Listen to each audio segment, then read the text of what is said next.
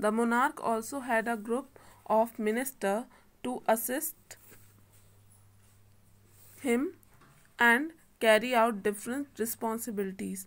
मतलब मोनार्क में क्या होता था कि जो इसमें क्या होते थे, ग्रुप ऑफ मिनिस्टर्स होते थे जो कि असिस्ट करते थे किसको, किंग को, and carry out different responsibilities, और इनको डिफरेंट रिस्पॉन्सिबिलिटीज दी जाती थी। To maintain the big state and the large army the king collected taxes regularly. Big state और लार्ज आर्मी को मेंटेन करने के लिए किंग जो है वो रेगुलरली टैक्स कलेक्ट करता था। The main source of revenue was agriculture. जो मेन सोर्स था रेवेन्यू का वो क्या था, एग्रीकल्चर था। Besides taxes were paid by the artisans, craftsman and traders too. और इसके अलावा जैसे एग्रीकल्चर है तो उसमें फार्मर्स टैक्सेस पे करेगा, ठीक है, पे करेंगे, लेकिन इसके अलावा जो क्राफ्टमैन है या फिर जो ट्रेडर्स हैं वो भी टैक्स पे करते थे।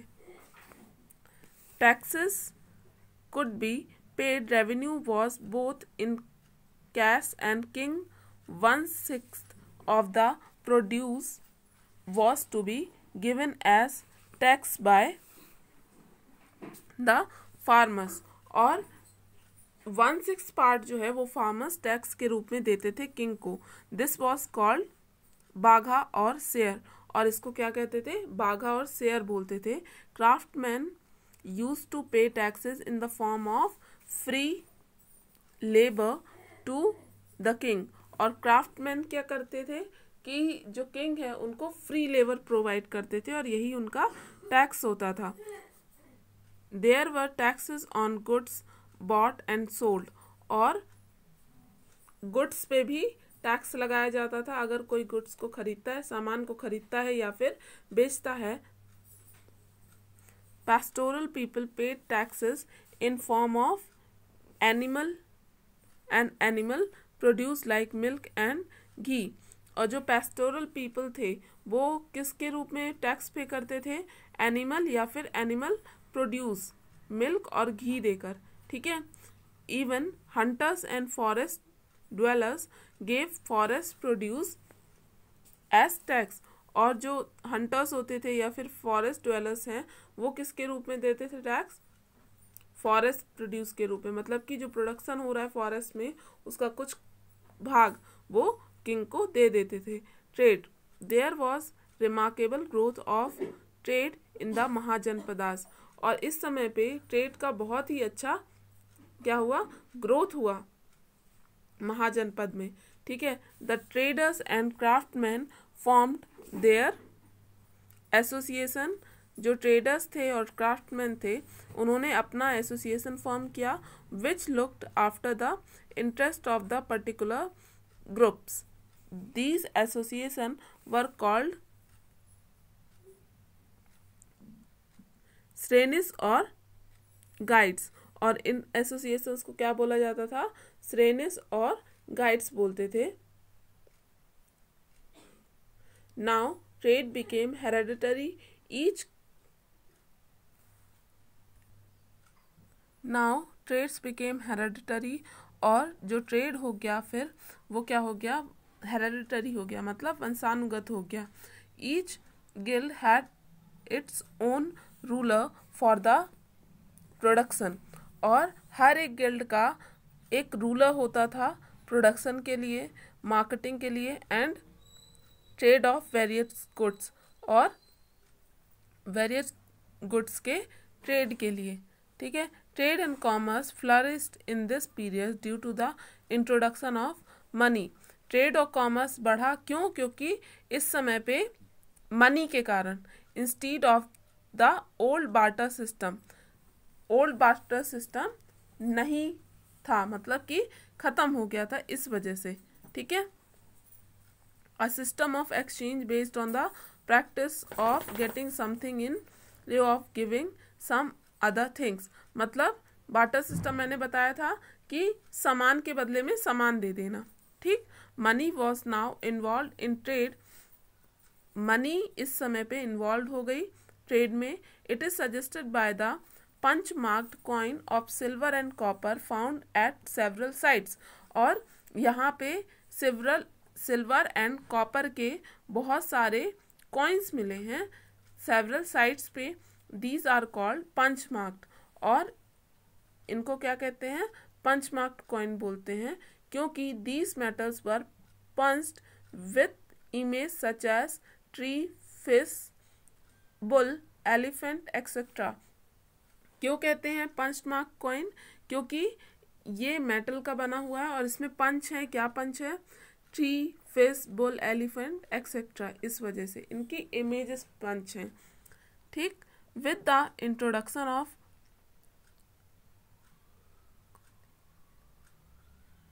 coinage system and definite measures of quantity, economic activities became easier. Coinage system आने के कारण बहुत ही ज़्यादा इजी हो गया। किस चीज़ में? क्वांटिटी को मेज़र करने में, इकोनॉमिक एक्टिविटीज़ में। ठीक। The standard unit of value was the karshapana, a copper coin. ठीक है। और ये क्या थी? ये स्टैंडर्ड यूनिट थी। ठीक।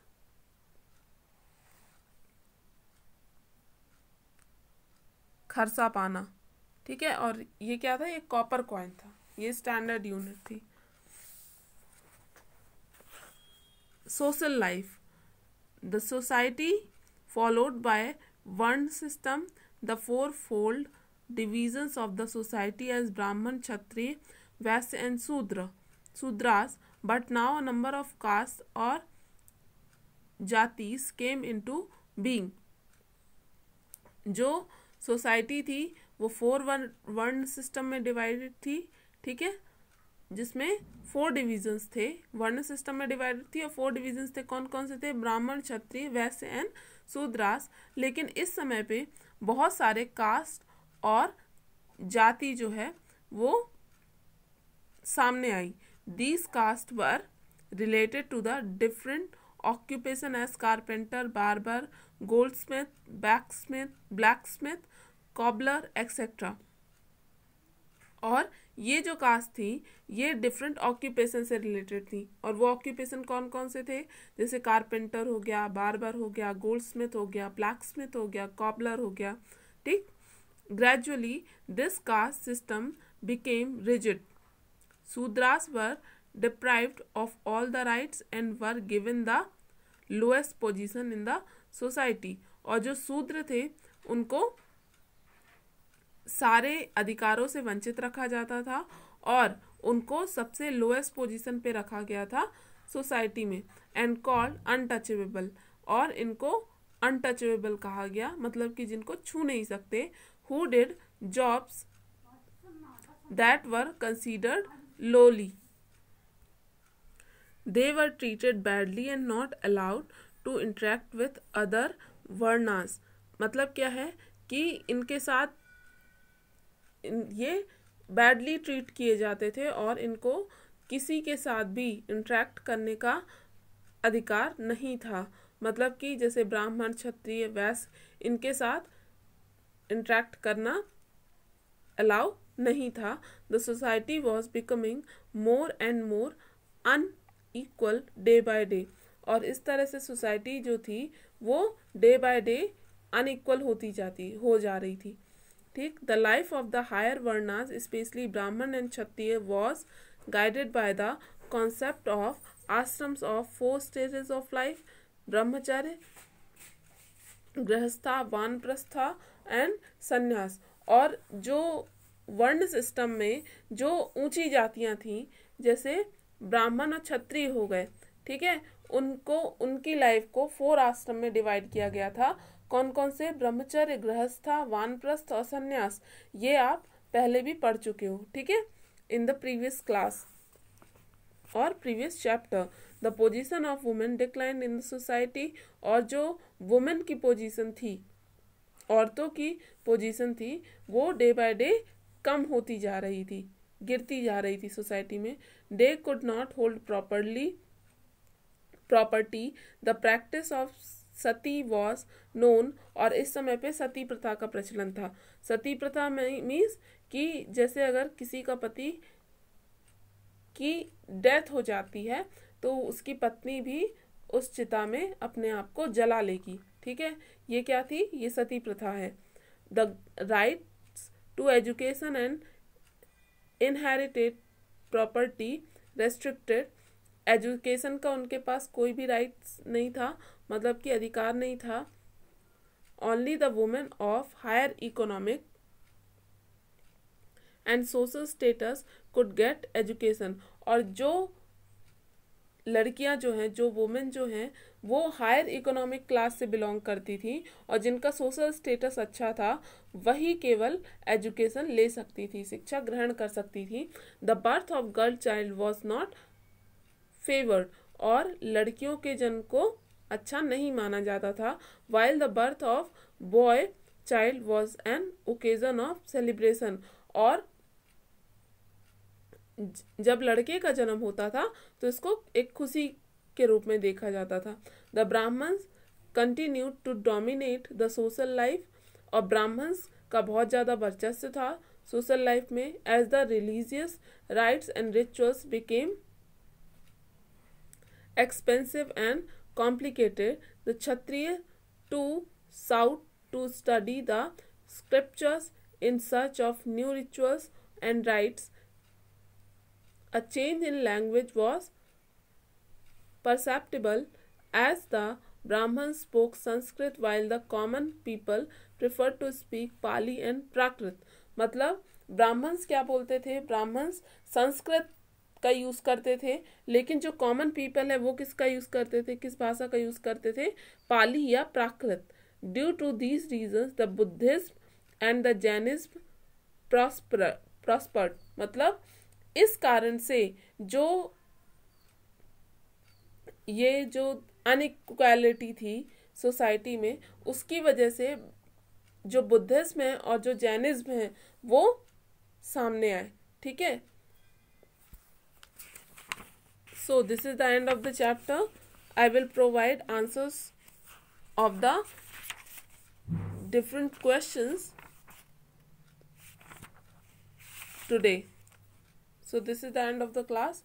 Thank you.